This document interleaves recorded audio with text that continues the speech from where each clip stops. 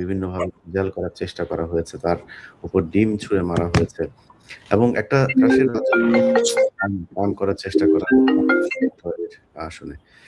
নাসিরউদ্দিন পাটোয়ারি, আমরা আপনাকে স্বাগত জানাচ্ছি।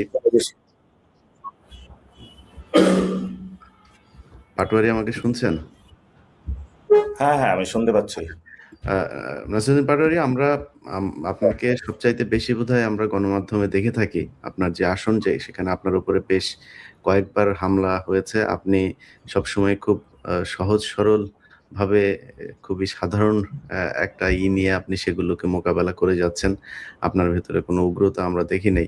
যাই হোক, এই যে আপনি বিশাল ব্যাংকের মালিক এবং চাঁদাবাজের বিরুদ্ধে আপনি নির্বাচনে প্রতিদ্বন্দ্বিতা করছেন, আপনার নিশ্চয়ই আর্থিক একটা সংকটের ভেতরেও আপনি আছেন।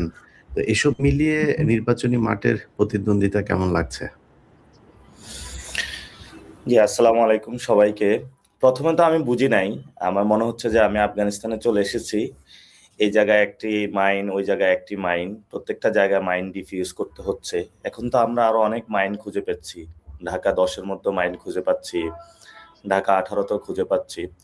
তো প্রথমে আমি যখন নির্বাচনী আমার প্রচারণা শুরু করি, আমার সাথে অনেকগুলা মিডিয়া জয়েন করে, তারা আমার বক্তব্যগুলো নেওয়া শুরু করে। এর মধ্যে অনেকে সাংবাদিক পরিচয়ে এসে জয়েন করে ওই পক্ষের, এবং তারা আমাকে বিব্রত করে অনেকগুলা কোশ্চেন শুরু করে।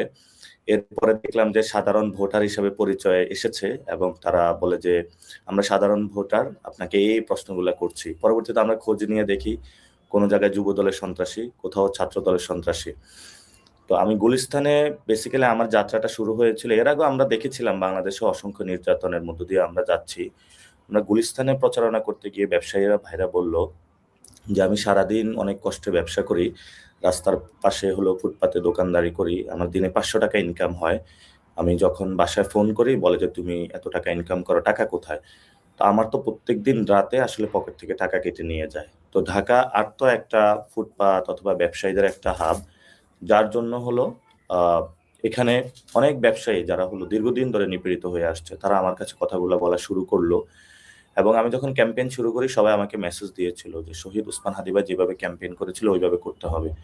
এবং সেই জন্য আমি ফজর থেকে এসা পর্যন্ত প্রত্যেকটা মসজিদে গিয়ে থাকি এবং সেখানে অনেক মানুষের সাথে আমার ক্লোজলি কথা হয়েছে। দুঃখ দুর্দশা বলা শুরু করলো, কাকে সন্ত্রাসী অ্যাটাক করা হয়েছে, কাকে কি করা হয়েছে। এরপরে আমরা আমাদের গল্পগুলো পাওয়া শুরু করলাম। সেই গল্পগুলোর মধ্যে আমরা দেখা শুরু করলাম যে এখানে একজন কমিশনার ছিল যে সন্ত্রাসী কার্যক্রম করে শুরু করে তার জার্নি শুরু করেছে।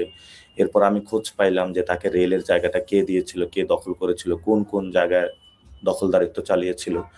তো মোটা দাগে যে জিনিসটা আমরা ভয়েস রেইজ করার চেষ্টা করেছি সেটা হলো বাংলাদেশের দুর্বৃত্তায়নের যে রাজনীতি, সেই রাজনীতিটা তারা অ্যাকচুয়ালি গুলিস্তান থেকে যে চাঁদাটা উঠে অথবা আপনার যদি মোবাইল এবং মানিব্যাগ হারিয়ে যায়, যে টাকাটা হয় ওই টাকাটা তারেক রহমান পর্যন্ত যাচ্ছে। এটা হলো বিএনপির পলিটিক্যাল ফাইন্যান্সিং সিস্টেম। সো এটা যদি আমরা বাংলাদেশে এই ধরনের দুর্বৃত্তায়নের যদি সিস্টেমটা চলে, আদৌ আমাদের কোনো যে আমরা গণ অভ্যুত্থানের পরে যে রাজনীতিটা করতে চেয়েছিলাম সেটা কিন্তু আমাদের অধরা একটি স্বপ্ন থেকে যাবে। সেজন্য প্রথমত আমাদের এই দুর্বৃত্তায়নের রাজনীতিটা ভাঙতে হবে। আপনি দেখেছেন মঞ্জুরুল আহসান মুন্সী, এটা টোটালি একজন সন্ত্রাসী লোক এবং ঋণ খেলাপি। তারপর আসলাম চৌধুরী ঋণ খেলাপি লোক, তাকে নমিনেশন দিয়েছে এবং যারা নমিনেশন দিয়েছে মির্জা ফখরুল সাইন করেছে। উনি কি জানতো না উনি যে ঋণ খেলাপি? জানতো, তারপরেও তাকে দিয়েছে। দুইটা বিষয় থাকতে পারে, একটা হলো চাপে পড়ে দিয়েছে, তাহলে দলের কন্ট্রোল নাই। আর একটা বিষয় হলো যে না, উনিও ওইখান থেকে ভাগ পেয়েছে। যদি দলের কন্ট্রোল না থাকে তাহলে এটা সকল দেশবাসীর সামনে স্বীকার করুক যে আমরা অনেকগুলা গুন্ডা মাস্তান আমাদের দলের মধ্যে ঢুকে পড়েছে, আমাদের তাদের উপরে কন্ট্রোল নাই, তারাই আমাদেরকে চালিয়ে থাকে, আমরা রাজনীতি করি না, গুন্ডা মাস্তানরা হলো এই রাজনীতি দখল দিয়েছে। তো আমরা হাসিনা আমলে শুনতাম যে ব্যবসায়ীরা হলো রাজনীতি দখল দিয়েছে, এখন হলো গুন্ডা মাস্তান সন্ত্রাসী চোর বাটপার ছ্যাচ্ছর যত ধরনের লোক আছে তারাই নমিনেশন পেয়েছে। যেটা আমরা আশা করি নাই যে গণ অভ্যুত্থানের পরে তারেক রহমান দেশে আসবে, একটা পরিবর্তনের সূচনা হবে। সবার মধ্যে কথা হচ্ছিল যে একটি পরিবর্তন হয়ে যাবে, উনি বিদেশে গিয়ে অনেক ভদ্র হয়ে গিয়েছেন।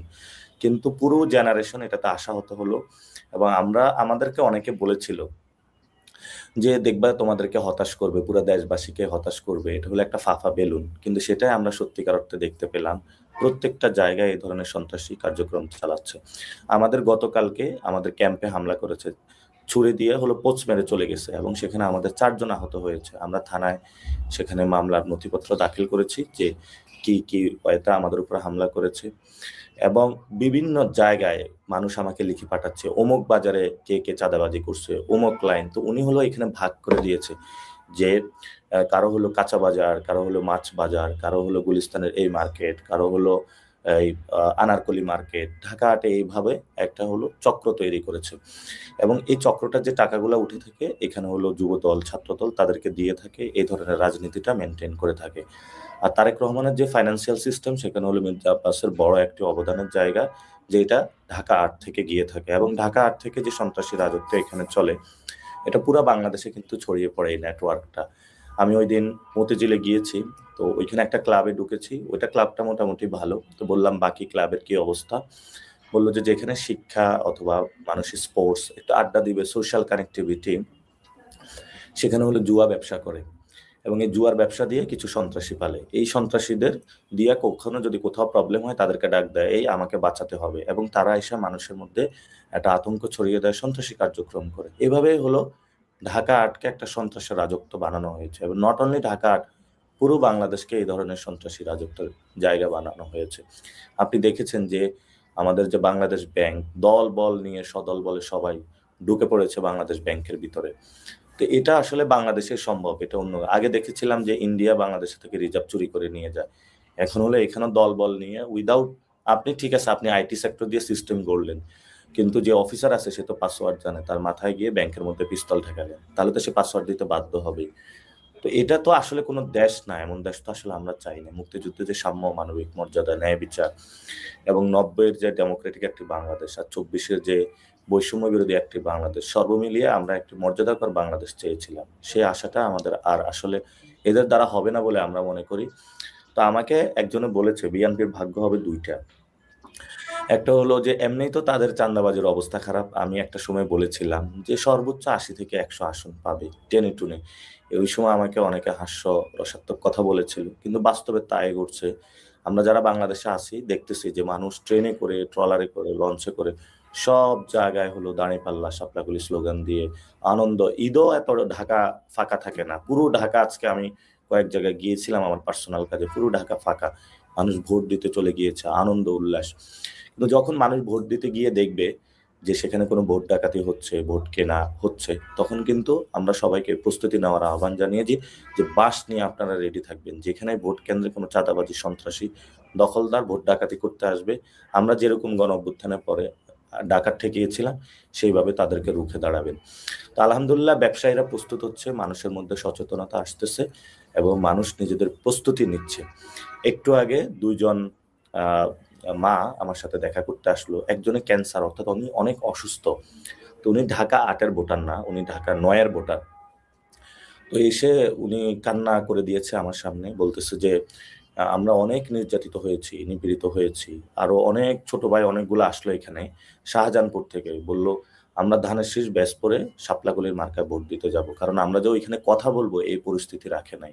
অনেক মানুষ আমার সাথে যোগাযোগ করতেছে যে কি পরিস্থিতির মধ্য দিয়ে তারা গিয়েছে।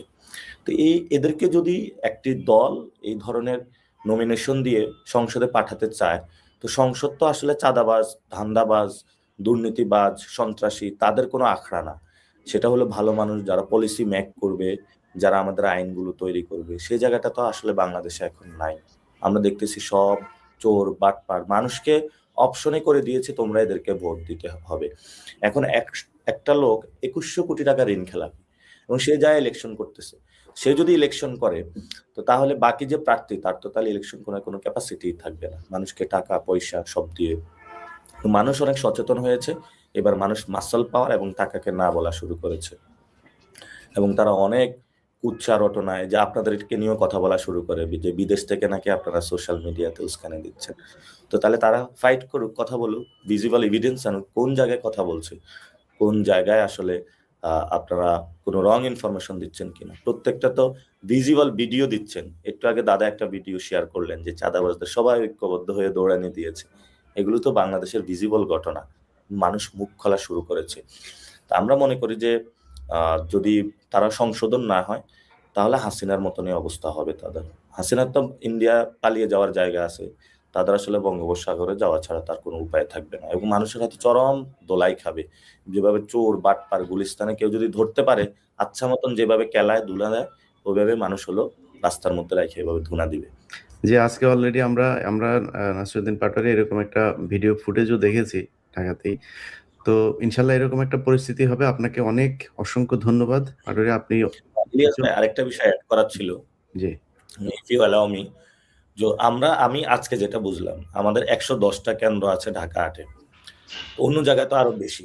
সেখানে যেটা দেখলাম যে প্রত্যেকটা কেন্দ্রে তারা যে প্রিপারেশন নিচ্ছে, ৩০০-৪০০ করে লোকের প্রিপারেশন নিচ্ছে, এবং হুম, সবাইকে টাকা দিয়ে প্রস্তুত করা শুরু করেছে।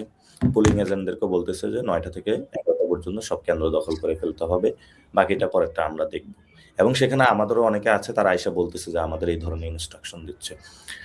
তাহলে আমাদের মতন যারা প্রার্থী আছি, আমাদের তো যদি আমি ১০০ করেও স্বেচ্ছাসেবক দেই, এবং সেই মানুষগুলো যদি কেন্দ্রে যায়, আমি যদি তাদের খাওয়া দাওয়ার ব্যবস্থা করি, তাহলে তো আমার হলো ১.৫ কোটি টাকা ২ কোটি টাকা বাজেটের প্রয়োজন হয়।